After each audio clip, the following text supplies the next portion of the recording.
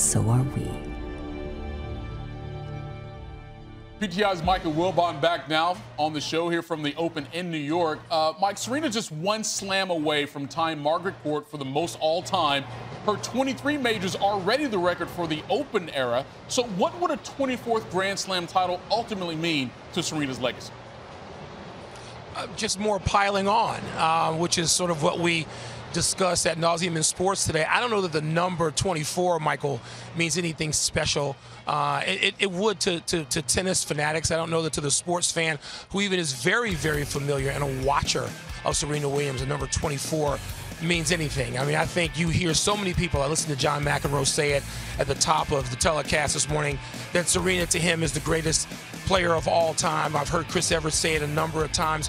I don't know that the number does that. There's further confirmation, if you will. I think we still watch Serena because we've got the perfect swirl, if you will, of substance, style, and controversy, and it all really goes over better here in New York City than probably anywhere else. Yeah, that's true. It's a very good point. Let's talk about this matchup a little bit tonight. Serena versus Sharapova, again, for the 22nd time.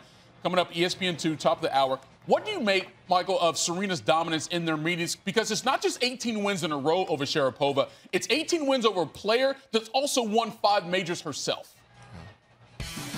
I mean, it's amazing. I mean, you look, she got the better, and they were dominant stretches of her sister, and that's an incredible rivalry. I mean, when you look at Serena's career, you have to just start with she had to play, and she played and beat a lot.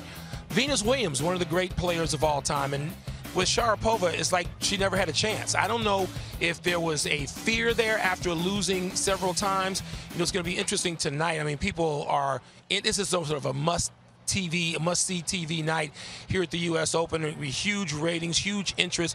But Sharapova is not the player who at least 15 years ago could challenge Serena. Not by any account is she that. So we'd have to really see something stirring to find an entertaining match tonight.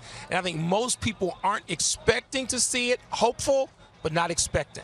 You know, for the tennis fans there, Mike, just also an opportunity to pay respects to, as I said earlier, two of the most popular names in modern tennis history with Serena and Sharapova. Michael Wilbon, appreciate the time. Enjoy the match.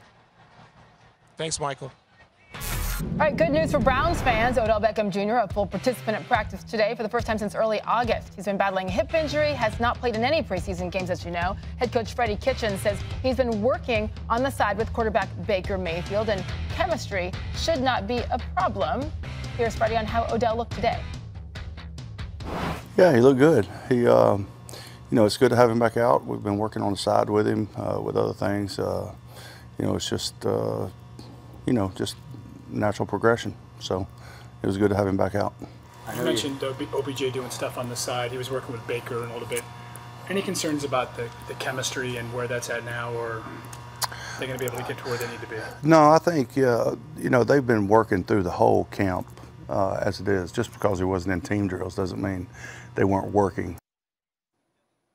In Carolina, Cam Newton did not practice with the team today as he nurses a mild foot sprain suffered in the Panthers' third preseason game.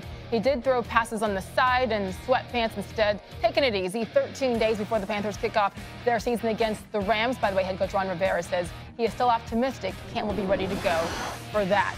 You know, all those hits on these quarterbacks certainly add up. Cam Newton contacted while running or throwing over 750 times from 2012 through 16, easily the most in the NFL. Who else is in that time frame there getting hit a lot? Andrew Luck, number 3 on the list. We saw how those hits have impacted him. A huge reason why he is retiring early. But some people think Luck will be back. Most importantly right now, though, is the booing topic, important to many other people, including a couple Hall of Fame quarterbacks. Listen to this, future Hall of Famers. I thought it was pretty disgusting.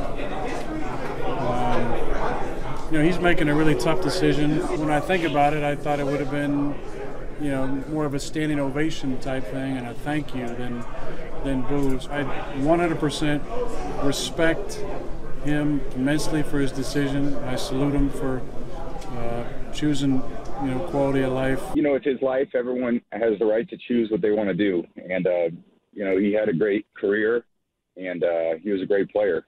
Everybody wishes, you know, they could be healthy all the time, and it's a very, you know, it's a contact sport, and he's, you know, certainly had his fair share of injuries. So, guys retire at different times. Some at the end of the season. I've seen a lot of guys retire before the season gets going, and this is just one of those examples. All right, here's a different take from former quarterback Steve Borline, who actually ripped Andrew Luck's decision yesterday on Twitter. Here it is. I'm a huge Andrew Luck fan, always have been, but this I cannot defend or justify. No scenario where retirement is defensible. To do this to teammates, organization, fans, and the NFL 2 weeks before the season is just not right. I love the guy, but this will haunt him, end quote.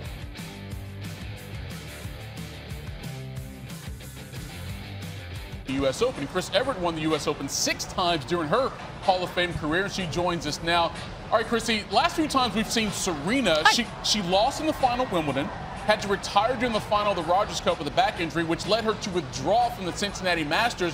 What are you expecting to see from Serena in this match tonight? Well, the thing is, she's still getting to the finals. So everyone thinks, oh, she reached the finals, but she couldn't win it. But she's reached the finals of 3 out of the last 5 Grand Slams, which shows me she's still playing good tennis. But she hasn't reached her A game yet. And I think the one thing that she's missing is that little bit of fitness, which translates into the moving. However, she owns, like you said, she owns Maria Sharapova. And the funny thing is, we watched her practice all last week because ESPN called the Fan Week, and she looks sharp in practice. She's serving well, she's returning well, she's moving corner to corner pretty well, and she loves playing Maria Sharapova. She feels that she has her number, that she can overpower her and outrun her. So I think Serena's going to be really serious about this match tonight. Well, speaking of Sharapova on the other side, Chrissy, she's been fighting to return to form for quite some time. She hasn't made it past the round of 16 since last December in China.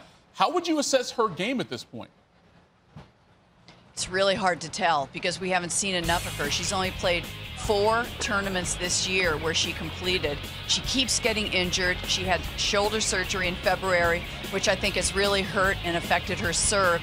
But you got to admire Maria Sharapova. She has tenacity. She still feels that she can beat the top players, and that's why she's into the game of tennis. Remember, she's ranked 87 in the world, and she still has pride and belief in herself. So you got to hand it to her.